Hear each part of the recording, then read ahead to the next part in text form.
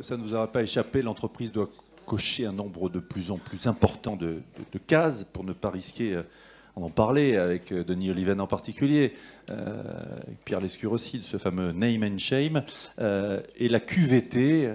C'est vrai que hier, Emmanuel Barbara, notre cher Emmanuel, disait halte aux acronymes pacte, QVT. Voilà. Sauf qu'elle est en première ligne, cette qualité de vie au travail. Une question évidemment tendance. Une question même, j'allais dire, vraiment tendance. Ça s'appelait à Jean-Michel Garrigue. Jean-Michel, c'est une question vraiment tendance. Une QVT. C'est pas mal ça, non? Tu la validerais, celle-là? Un peu primaire, mais pas mauvaise. Merci, Roger. Alors, en plus, ça n'est pas la qualité de vie au travail, mais ma qualité de vie au travail, n'est-ce pas, Jean-Pierre? Allez, on va appeler nos trois intervenants, nos trois experts qui vont nous aider à en parler, enrichir encore une fois le débat. C'est le principe de dirigeant en pays d'Avignon. Il est directeur général de Top Employeur France. C'est Vincent Winetruy. Merci, Vincent, de nous rejoindre. Alors, les filles se sont déjà positionnées. Donc, il est censé être où, Vincent? Ah, il est là-bas, d'accord. Ok. Ouais. Voilà, c'est positionné. Et il y a Carole et Myriam qui sont déjà... Voilà, Carole Couvert, présidente d'honneur de la Confédération CFE-CGC, vice-présidente du CESE. Merci, Carole. Et puis ancienne ministre du Travail, de l'Emploi, de la Formation professionnelle, du Dialogue social et directrice du pôle conseil S2H Consulting. Et puis elle va s'intéresser au grand âge. Ça ne vous a pas échappé avec les EHPAD, c'est tout récent. Myriam El Khomri. Merci Myriam de nous rejoindre. C'est vrai que ce sujet de la qualité de vie au travail nous occupe, vous occupe au quotidien, et Dieu sait que les collaborateurs vous le rendent bien. Vincent, je me tourne vers toi. Top Employeur, et même plus que Top Employeur, Top Employer Institute, on est au cœur de ces sujets-là, des sujets de l'humain, et j'aimerais bien que tu nous aides à décrypter tout ça avec ton angle de vue, parce que c'est vrai que ça fait partie de ton quotidien et de celui de tes équipes. Surtout que par rapport à ce sujet-là, comme par rapport à d'autres sujets, tu as un poste d'observation, une vigie idéale en France et partout dans le monde. Oui, tout à fait. En tant qu'autorité internationale indépendante, dans le métier d'auditer et de certifier les bonnes pratiques des organisations, on a ce poste d'observatoire puisque cette année, on a audité et certifié plus de 1500 organisations dans 118 pays.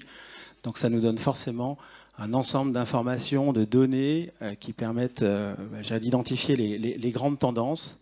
Et il y en a quelques-unes concernant la qualité de vie au travail, en effet. Oui. Par rapport à ça, justement, tu le disais, autorité indépendante. Alors, tu audites, tu évalues les pratiques. Il y a combien de grands thèmes? Alors, il y a une dizaine de grands thèmes qui sont les 10 grands process RH des organisations. Et on audite plus de 600 pratiques sur ces 10 thématiques. Donc, c'est très exhaustif. C'est un audit factuel, facts and figures, comme disent les anglo-saxons. Avec les chiffres et les faits. Exactement. Et voilà, c'est un métier passionnant. Et parmi ces 10 grandes thématiques, il y en a une qui a trait à ce dont on parle aujourd'hui. Exactement, il y a une thématique qui est la thématique de la culture, qui est subdivisée en plusieurs sous-catégories, dont une partie bien-être.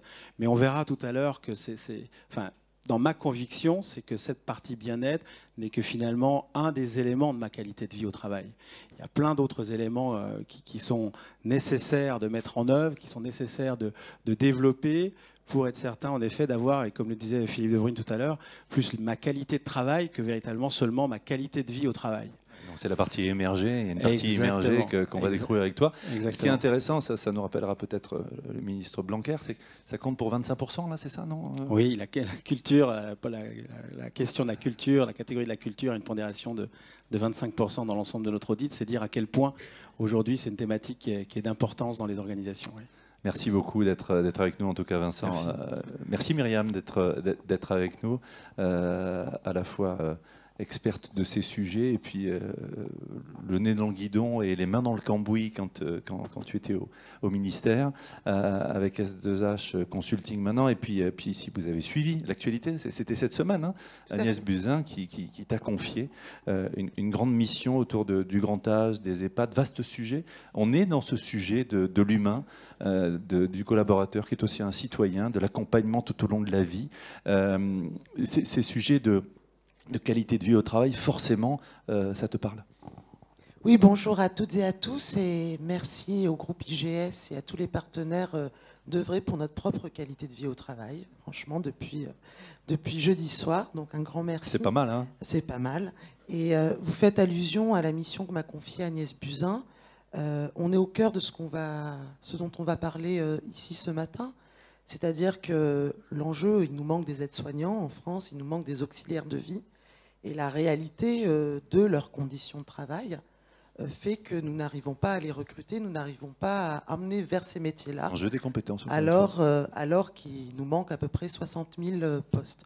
Il y a un enjeu de rémunération, mais il y a un enjeu de conditions de travail qui sont extrêmement complexes. Et on voit bien qu'on est vraiment aussi sur un enjeu sociétal, un enjeu crucial pour le pays, quand on voit aujourd'hui le vieillissement de la population. Donc nous avons besoin de personnes qui prennent soin de nos aînés.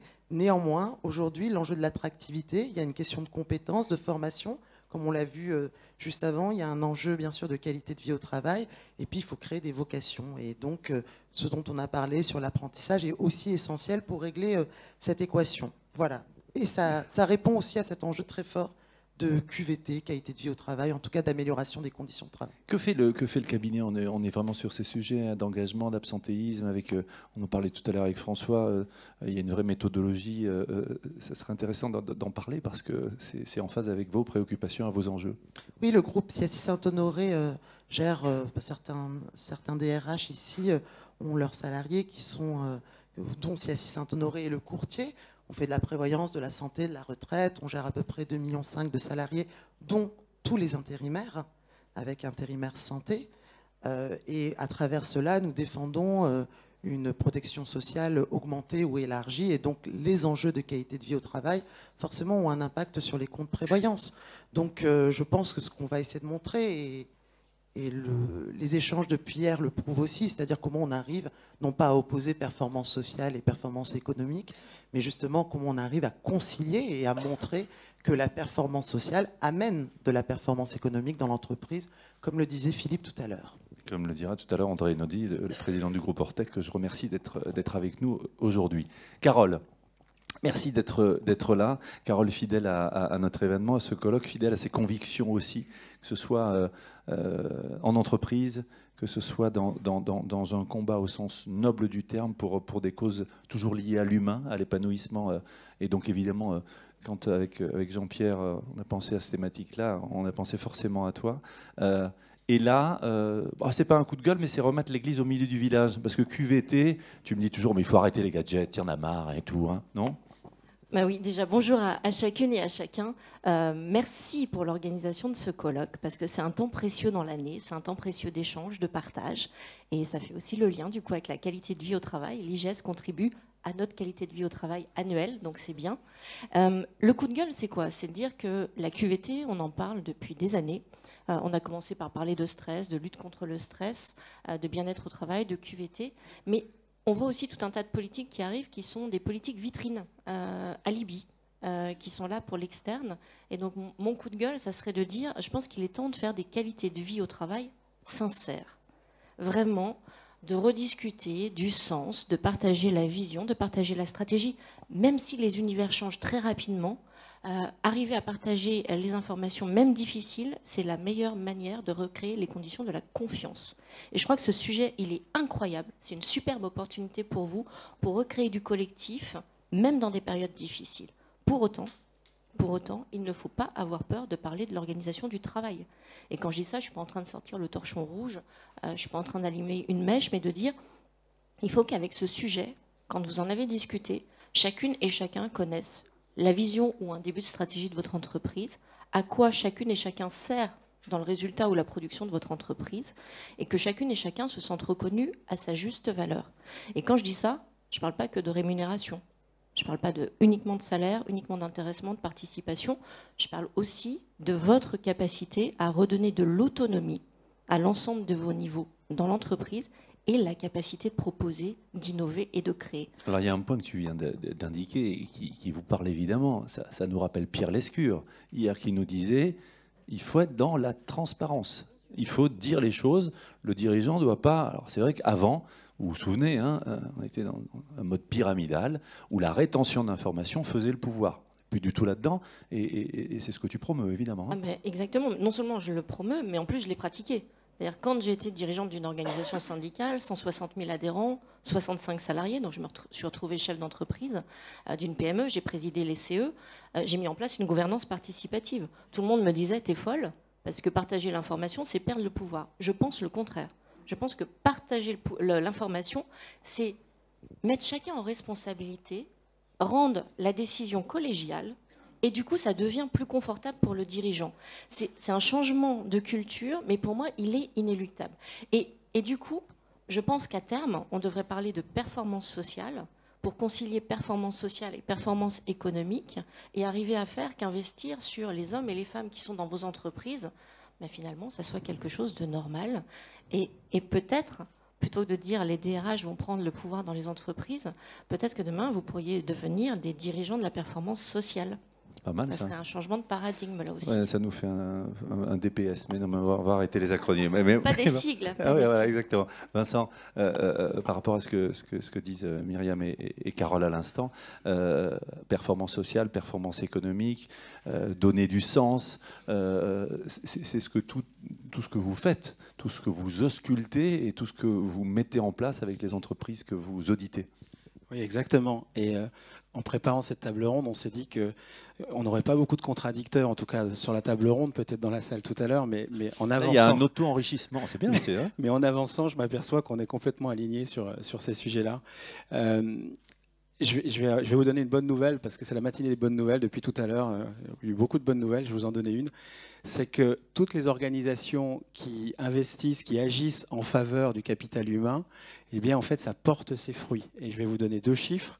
Dans les entreprises que nous certifions, il y en a dans la salle, il y a Bouygues Télécom, il y a Saint-Gobain, il y a Savencia.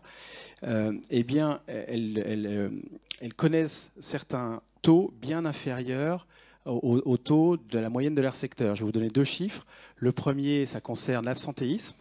Et les entreprises qui justement mettent en œuvre les bonnes pratiques en matière de ressources humaines et qui sont certifiées top employeur connaissent un taux d'absentéisme 20% inférieur à la moyenne de leur secteur.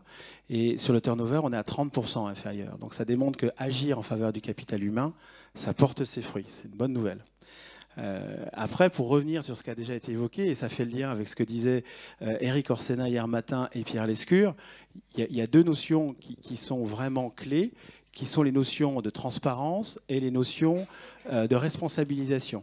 Si on parle de transparence, et je rejoins Carole, désolé, on va se rejoindre, et je trouve que ce en quoi Pierre Lescure était hyper précurseur en la matière, parce qu'on parle quand même de faits d'il y a 35 ans, ouais.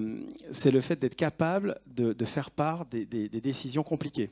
Parce que les décisions faciles, elles sont toujours faciles à communiquer. Enfin, les décisions positives, elles sont toujours faciles à communiquer. Les décisions compliquées, forcément, on les masque. Hein. On les masque un peu. Et là, il y a une vraie tendance de fond. Là, sur la dernière année d'audit qu'on a fait, on a 75% des entreprises certifiées top employeur qui communiquent librement sur les impacts des décisions stratégiques sur le planning des effectifs. Donc, quelles sont peut-être les conséquences pour l'emploi? Ça veut dire que c'est un effet vertueux. C'est-à-dire que du coup, parce qu'on est toujours dans la crainte, qu'est-ce que je vais devenir? Est-ce que je vais perdre mon emploi? C'est exactement ça. On est quand même aujourd'hui, on l'a évoqué à plusieurs reprises depuis hier, on est quand même à une époque où s'accumulent les discours anxiogènes quand même. Il ne se passe pas globalement... Alors, il y a quelques temps, c'était chaque semaine, maintenant c'est peut-être chaque mois, une nouvelle étude qui sortait, qui nous expliquait combien d'emplois vont disparaître dans tel secteur, à tel horizon, combien d'autres vont peut-être recréés. Et donc pour les collaborateurs, c'est hyper anxiogène. Et ils n'ont jamais eu autant besoin que d'être rassurés et de se projeter Et pour cela, Et en leur disant la vérité aussi. et en leur disant la vérité. Et les rassurer et se projeter, ça passe notamment par la transparence. Alors, transparence, Myriam, ce que disent Carole et Vincent, et puis pas opposer, on y revient, hein, la performance économique, la performance sociale et l'individu et le collectif. Hein.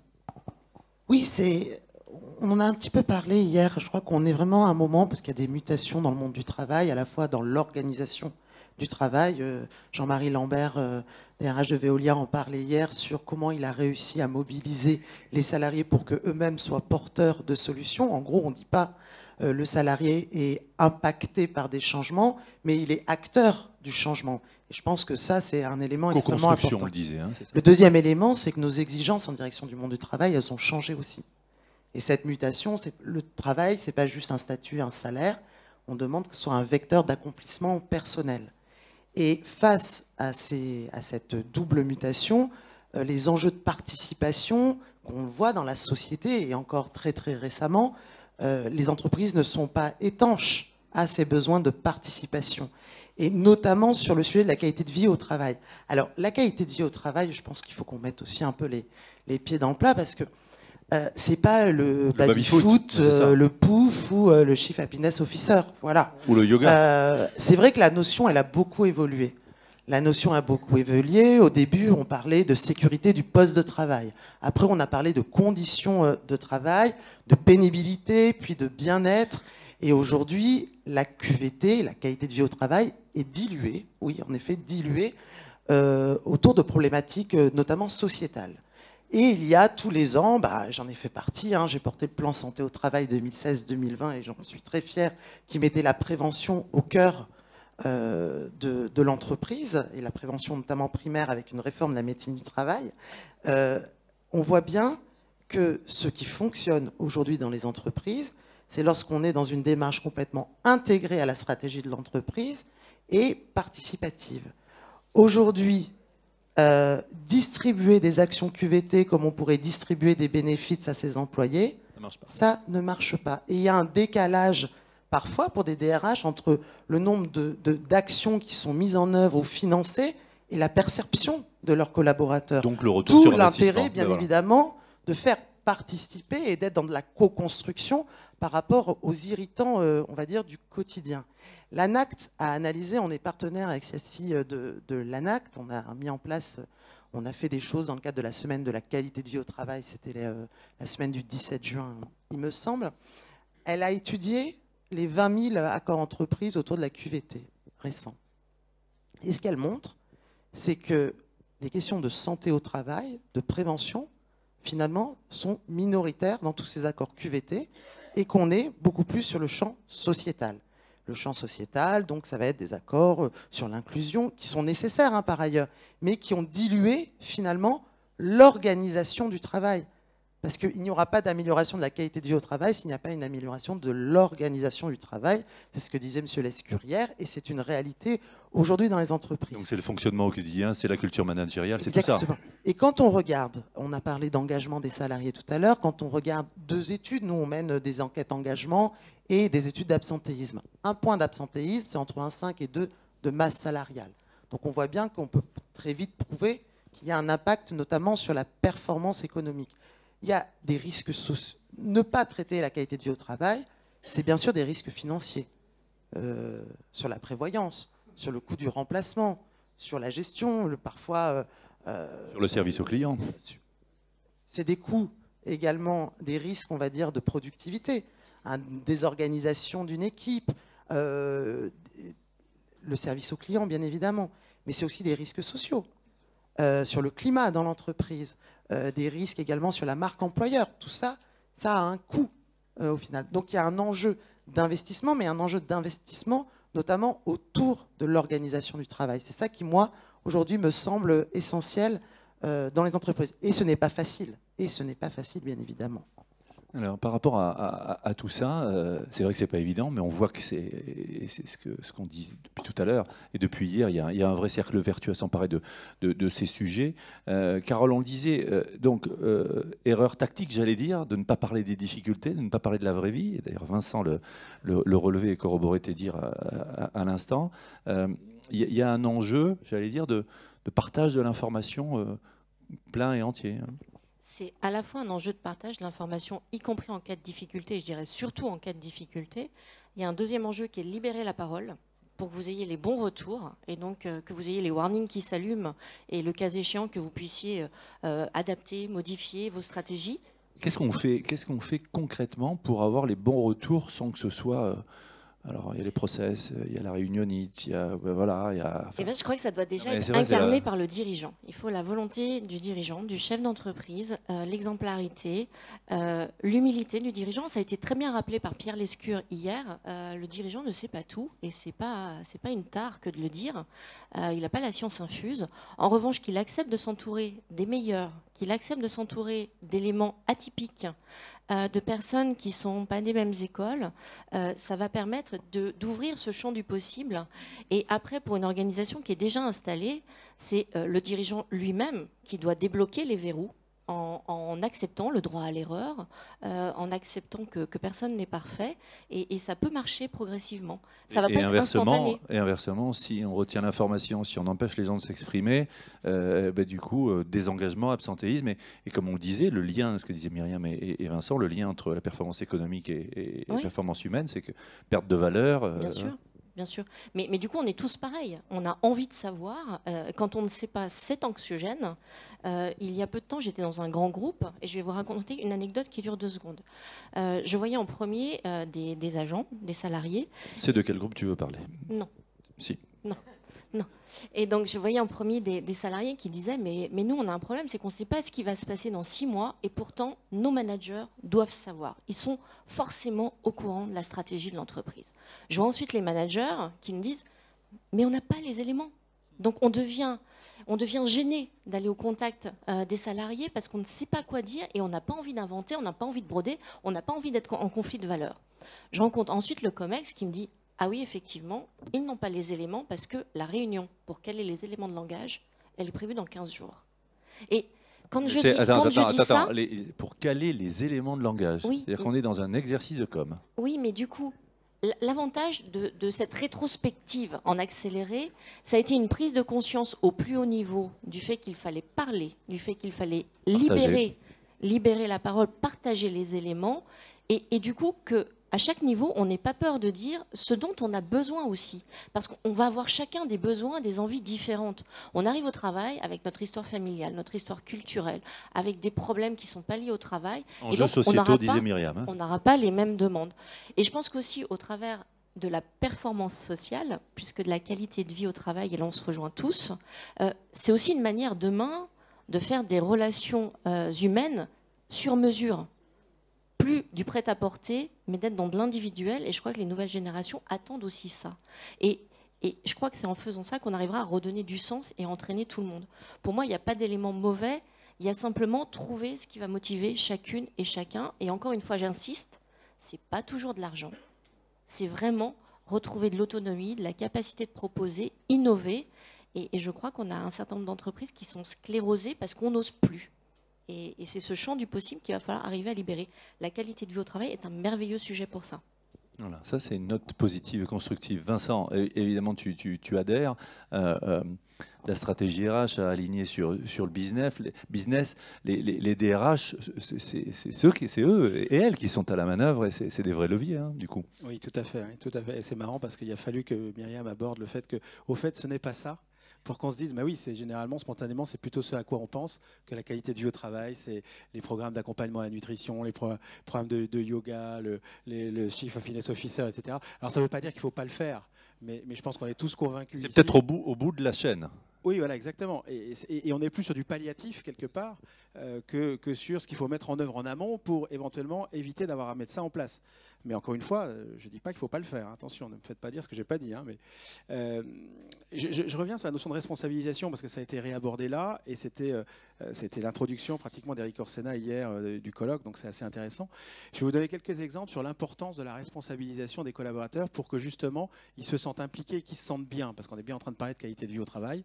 Et donc ils s'épanouissent et qu'ils s'accomplissent. Exactement. Et 2 exemples concrets sur la responsabilisation. Enfin, le premier exemple, c'est le fait d'être impliqué dans la définition de leurs propres objectifs.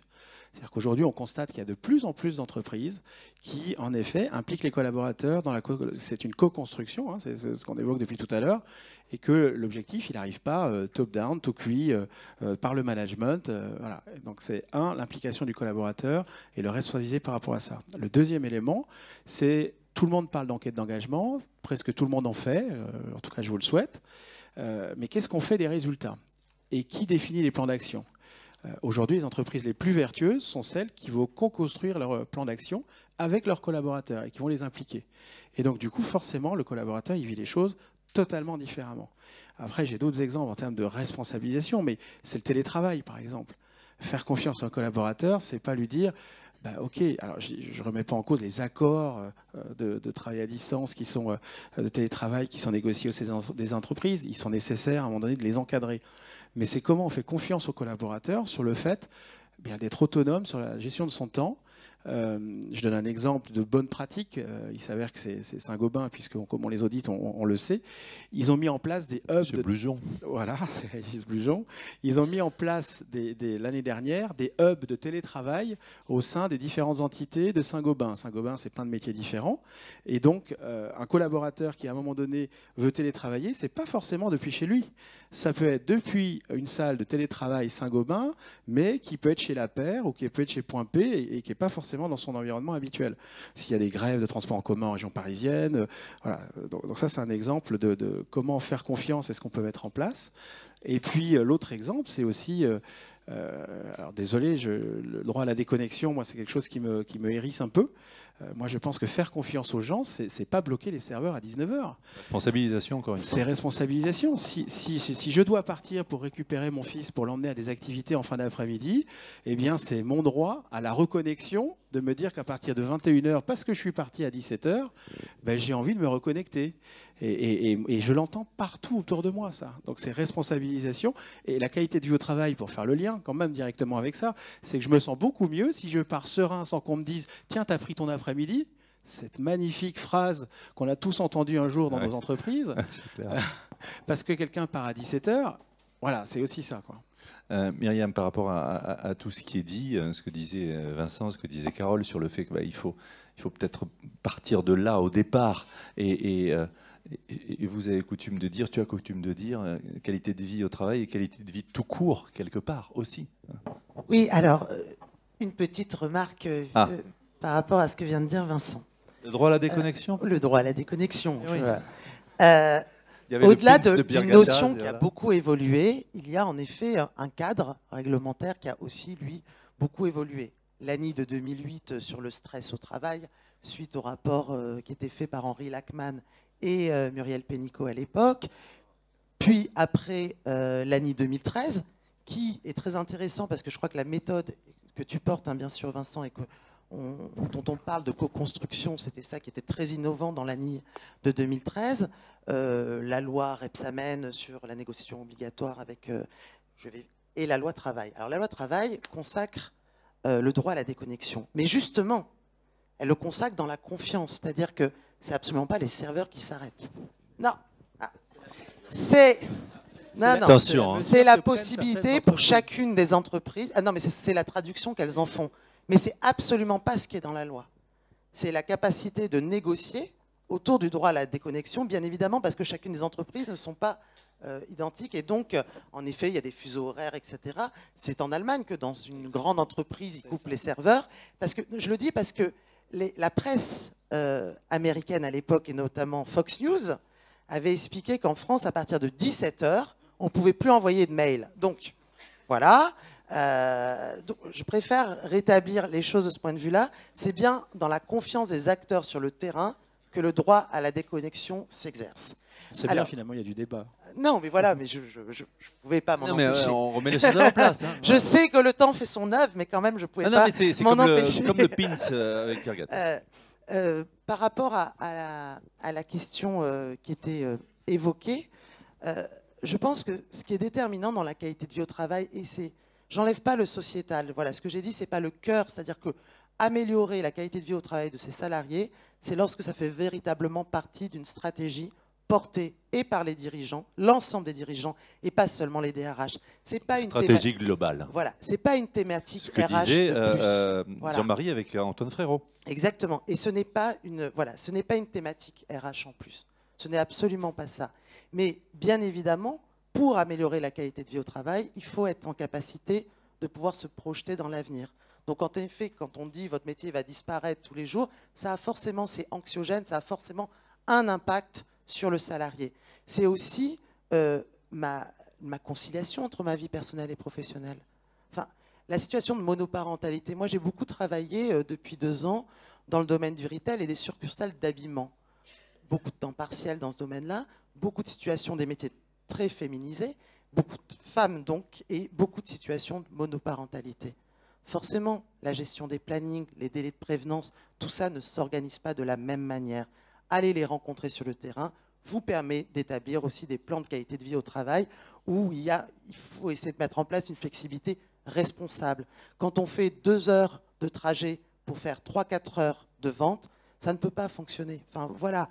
De fait, il y a une difficulté qui se pose et donc il faut essayer de trouver des réponses.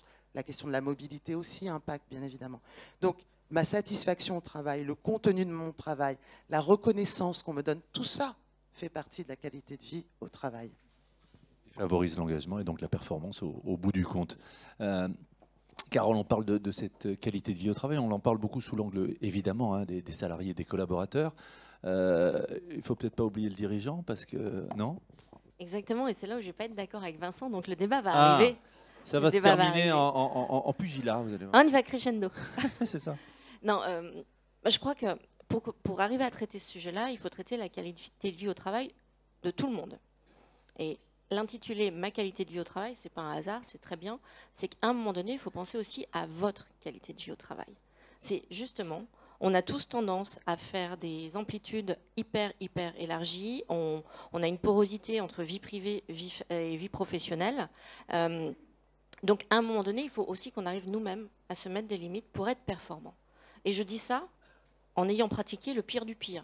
C'est-à-dire qu'en tant que dirigeante d'une organisation syndicale, pour arriver à faire tous les défis que je devais relever, je pense que j'ai dû fonctionner de 5h du matin à 1h du matin pendant 3 ans, non-stop.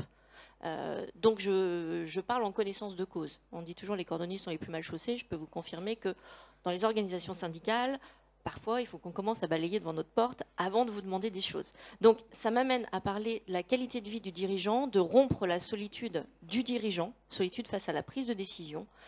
Et encore une fois, ce dossier-là peut le permettre. En mettant en place du participatif, du collectif, dans la prise de décision, c'est une manière de recréer un nouvel équilibre. C'est un sujet tabou quand même, ça. Hein. Oui, mais justement, je crois qu'on est dans le meilleur endroit pour en parler. Et il faut qu'on arrive à avancer. Quand on parle d'organisation du travail, ça veut dire avoir le courage de questionner vos modes de production, vos process. Je vais vous donner un exemple concret. L'Oréal, son usine de fabrication qui est à Clichy, ils avaient une problématique de mètre carré. Ils voulaient regagner du mètre carré parce que le mètre carré coûte cher. Qu'est-ce qu'ils ont fait? Ils ont mené une réflexion avec les organisations syndicales et les salariés pour revoir l'ensemble du process. Ils ont gagné 1/3 de surface de production. Résultat des courses, ils ont rationalisé. Les salariés, les organisations syndicales ont plein de bonnes idées sous réserve qu'elles soient questionnées et associées à la prise de décision. Ce que disait Philippe tout à l'heure. Et donc, le tiers de mètres carrés qu'ils ont regagné, qu'est-ce qu'ils ont fait? Ils ont proposé ces mètres carrés à un fournisseur. Donc, ils ont gagné en réactivité, en qualité de production et en qualité d'échange, relation fournisseur-sous-traitant. Premier exemple. Deuxième exemple, ça veut dire aussi interroger vos systèmes de reporting. Est-ce que vous avez besoin de tous les éléments que vous demandez en permanence au management? Est-ce qu'ils sont utiles quand on regarde le temps qui est passé pour les produire et qu'on ramène ça au coût horaire du tableau qui vous est remonté? Et je crois que de temps en temps, il faut savoir dire non et il faut savoir se poser les bonnes questions et se réinterroger en permanence. Ça peut être utile aujourd'hui, pour autant, dans 3 mois, c'est peut-être plus ça dont vous aurez besoin. Et donc, mon message, c'est de dire la qualité de vie au travail ou la logique de performance sociale, elle doit être en mouvement permanent. Ça doit être une agilité au sein de l'organisation avec les partenaires sociaux, avec les salariés. Agilité, on va faire un dernier tour de piste avant de vous donner la parole. Évidemment, vous avez des réactions, des questions à poser. Vincent, là, quand Carole parle de tous ces process, hein, il y a un peu comme une contradiction, on demande plus d'agilité, de l'autre côté il y a les process. Alors cette QVT, qu'est-ce qu'on en dit au final? Alors c'est vrai qu'une des difficultés aujourd'hui pour les organisations, c'est de mettre en cohérence la proposition de valeur employée, la fameuse EVP des anglo-saxons, avec l'expérience réellement vécue par les collaborateurs. Donc il s'agit déjà de définir une proposition de valeur employée, mais après il s'agit de voir quel est son impact, notamment sur les nouveaux collaborateurs, pour éviter qu'il y ait finalement un écart trop important. Il y a un chiffre qui est sorti il y a quelques temps, il y a 14% des collaborateurs français qui sentent qu'il y a une cohérence justement entre les deux. C'est quand même hyper inquiétant entre ce que prétend l'entreprise en C'est-à-dire termes qu'il y en d'embauche. a 86% qui pensent le contraire. Exactement. Donc c'est assez inquiétant quand même. Non, mais ça travaille. Là. Et moi, personnellement, ce que je pense qui mine le plus les organisations aujourd'hui, et pour faire le lien justement avec ce que vient de dire Carole, c'est le côté schizophrène des injonctions paradoxales dans l'entreprise. Et je vais vous donner un exemple. Moi, il y a une chronique sur BFM Business le matin que je trouve hyper croustillante. C'est Happy Boulot de Laure Closier, avec son héros Michel.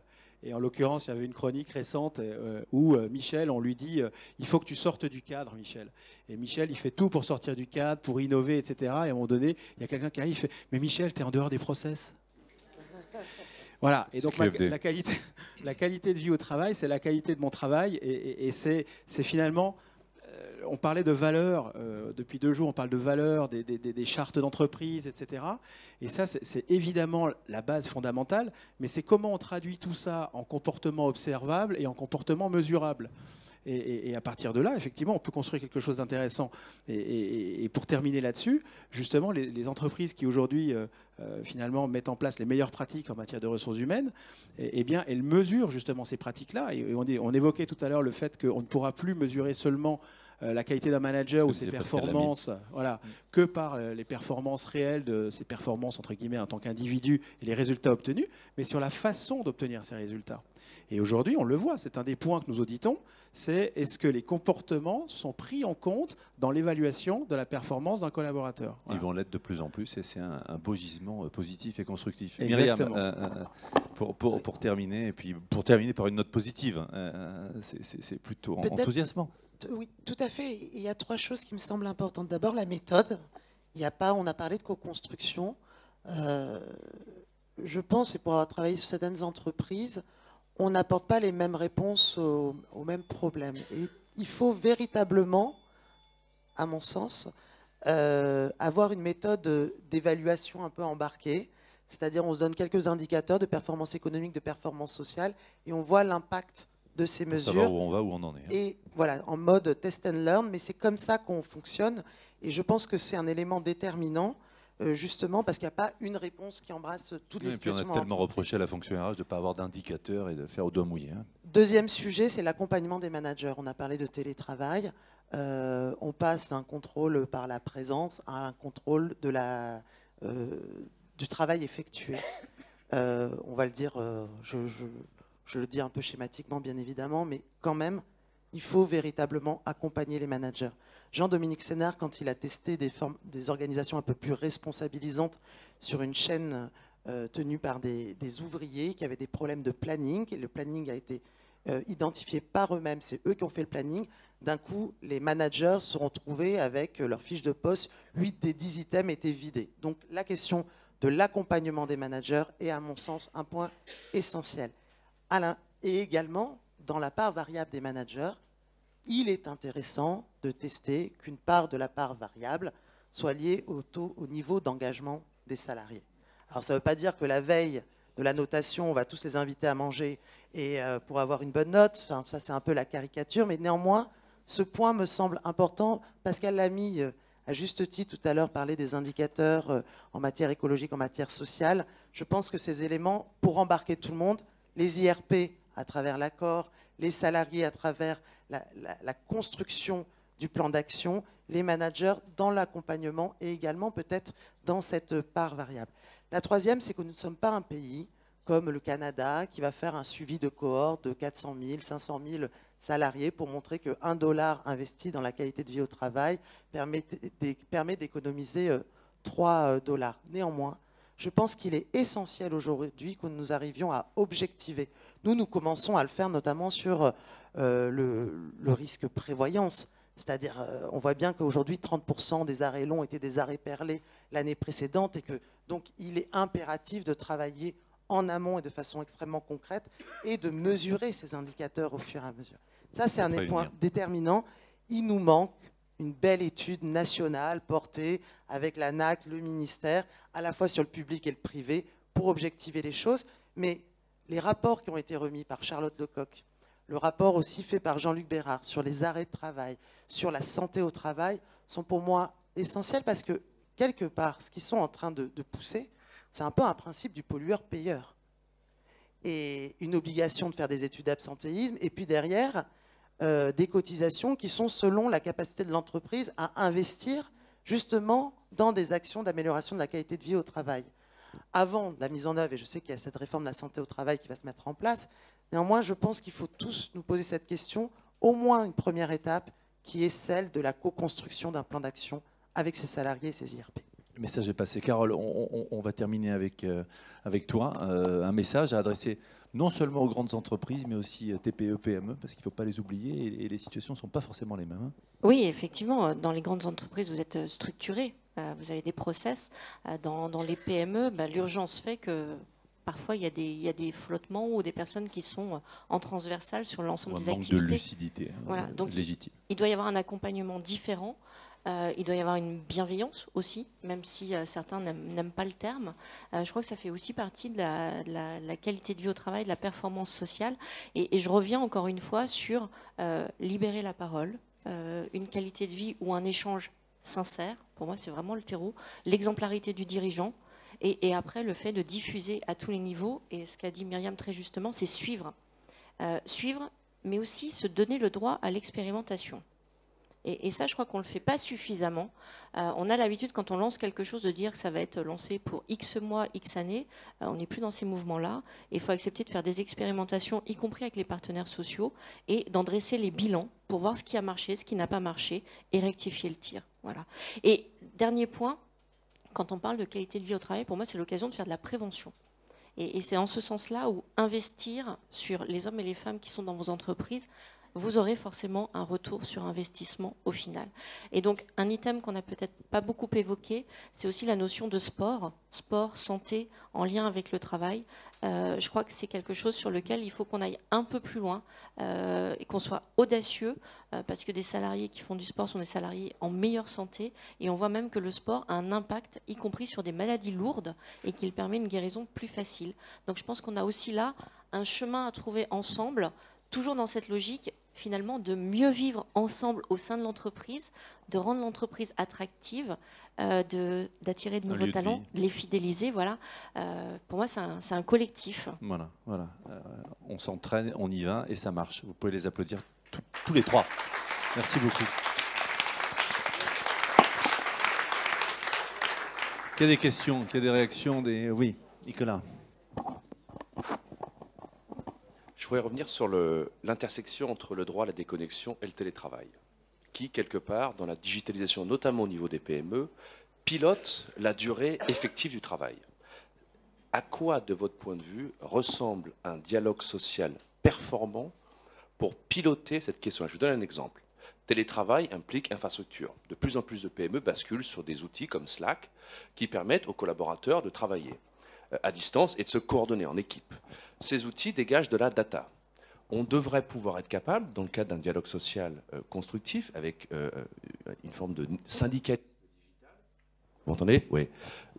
De quelque part mettre sur la table des datas pour enrichir les référentiels. Enfin, de votre point de vue, je ne veux pas trop vous ancrer, à quoi ressemble un dialogue social digital sur cette question-là? Parce que c'est celle qui a animé un petit peu le débat. Télétravail et droit à la déconnexion. Carole, tu réponds. En fait, je vais prendre ma propre expérience. Quand j'ai été donc présidente de la CFE-CGC, chef d'entreprise d'une PME de 65 salariés, j'ai négocié un accord de télétravail. Tout le monde m'a regardé comme une dingue. Une organisation syndicale qui passait au télétravail, on est en 2013. Donc c'était pas à la mode. Et en plus, j'ai mis le télétravail sur les postes d'assistante. Donc tout le monde m'a dit, tu vas complètement désorganiser la structure. J'ai utilisé tous les outils, mais j'ai utilisé les outils dans la confiance. C'est-à-dire que certains autour de moi disaient, ah, il faut contrôler la connexion. Avec justement les mots de passe, tu sais à quelle heure il s'est connecté, à quelle heure il s'est déconnecté. J'ai répondu, mais moi je m'en fous de ça. Ce qui m'intéresse, c'est qu'on fonctionne par projet et qu'à partir du moment où le travail est rendu en temps et en heure, peu importe la manière dont il a été fait, c'est l'objectif qui prime. Je crois que là, on en revient du coup à la question de la confiance. Et on arrivera à avoir ce dialogue social intelligent, constructif, à partir du moment où on crée les conditions de la confiance entre le dirigeant, le DRH et les organisations syndicales.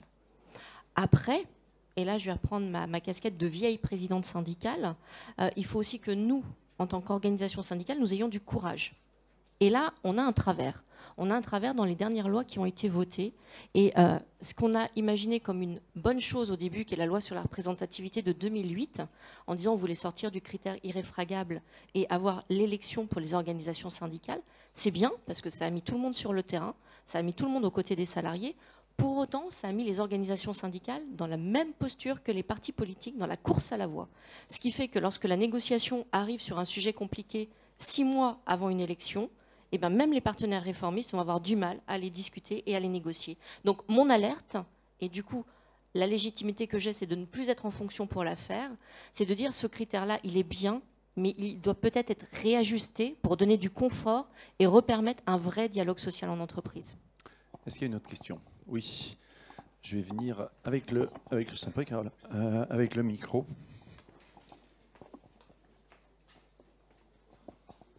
Qui a tendu la main? Tiens. On va essayer de faire des questions courtes, réponses courtes. Bonjour, non, moi c'est pas une question, c'est juste un commentaire. Ah ben, très bien. Je voulais juste vous alerter, ou voilà, je voulais juste la réflexion sur la qualité de vie au travail, elle impacte directement la capacité de résilience des entreprises en situation de crise. Et c'est difficile à calculer, mais en tout cas, avoir des salariés qui sont soudés derrière leur chef d'entreprise dans une situation de crise, c'est important. Vous parliez de libérer la parole, et c'était mon dernier mot. Il vaut mieux qu'elle se libère dans l'entreprise que dans les médias sociaux. Terminé. Gilles, tu as une question? Tu te bavardes avec Jean-Pierre? Vas-y. Non, simplement, c'est une question, c'est une boutade, c'est presque une provocation. Mais dans le fond, tu me passes souvent le micro pour ça, Frédéric. On est à milieu de ce qui se passe dans le secteur public. Myriam El Khomri a abordé tout à l'heure, par un mot, le secteur public. Mais s'il y avait ici des représentants du secteur public, il y en a. Mais est-ce que vous n'êtes pas sur une autre planète? Est-ce que vous n'êtes pas sur une autre planète? Ça va mal se terminer, ce colloque. Et voilà. Et je continue. Et je continue. Dans le secteur public, parce que je l'ai connu un tout petit peu, une société digne de ce nom se reconnaît à la façon dont elle traite les plus fragiles. Les plus jeunes, et aussi la belle mission que vous avez, Myriam, si je peux me permettre de vous appeler comme ça. Nos aînés. Or, celles et ceux qui s'occupent des plus jeunes et des aînés sont dans le secteur public pour le moment les plus maltraités.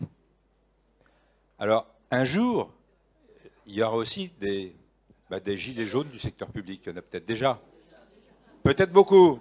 Mais attendez, là, il y a vraiment une distorsion et un paradoxe que la société ne pourra pas supporter longtemps. Voilà ce que je voulais dire.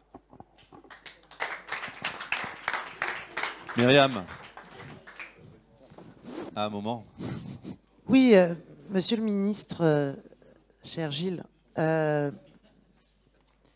je partage tout à fait, si on parle par exemple du secteur sur le vieillissement, le taux de sinistralité des aides-soignants, des auxiliaires de vie est aujourd'hui supérieur à celui dans le bâtiment.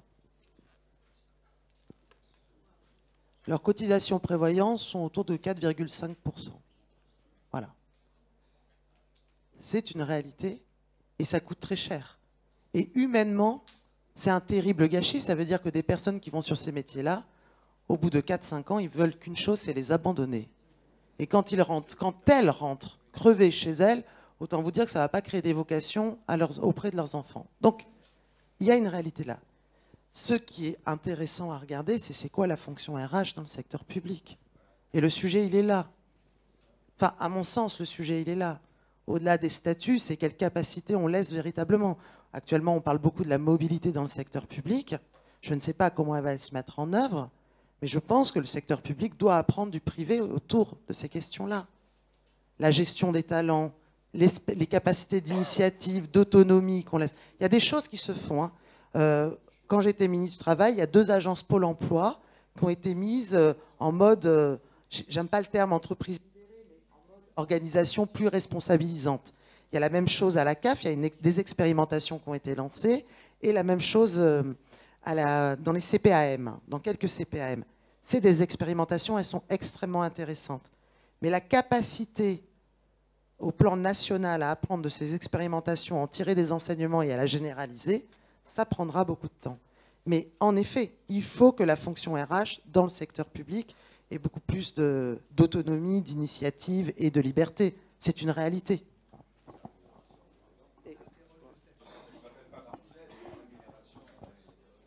Peut-être en complément et en profitant de la présence de Jean-Paul Delevoye, la retraite étant la conséquence d'un parcours professionnel, le dossier des retraites étant sur la table, je ne sais pas ce que seront les propositions du gouvernement au final, mais en tout cas, je vais me positionner en positif et toujours en optimisme à regarder devant.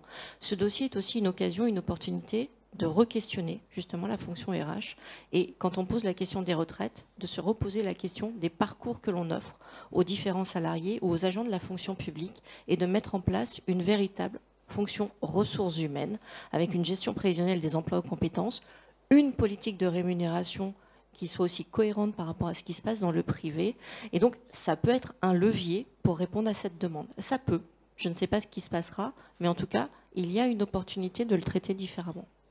Isabelle, c'est avec toi qu'on va terminer les questions. Donc, voilà.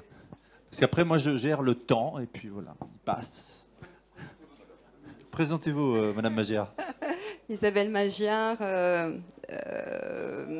Nations Unies Femmes, Schneider Electric. J'ai travaillé beaucoup sur l'engagement. Mais en fait, je parlais avec mon voisin, un DRH de Danone. Et moi, je suis sortie de mes études, Sciences Po, dans les années 85. Et mon stage de 3e cycle était sur la mise en place des lois Auroux. Alors, je vais être un peu provocatrice, mais ça fait 40 ans. Je relisais l'ambition des lois Auroux, qui est écrit comme ça. Hein. Le salarié est un citoyen dans la cité, il doit être citoyen dans l'entreprise. Et en fait, il faut donner de la responsabilité aux salariés. Et c'était l'époque aussi de Carpentry. Vous vous souvenez, la pyramide inversée, Jean-Marie. Ah ouais. Voilà, bon, on fait un peu les vieux, mais quand même.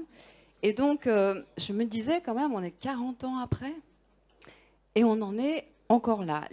Les révolutions technologiques sont extrêmement rapides. On n'arrête pas de parler de ça.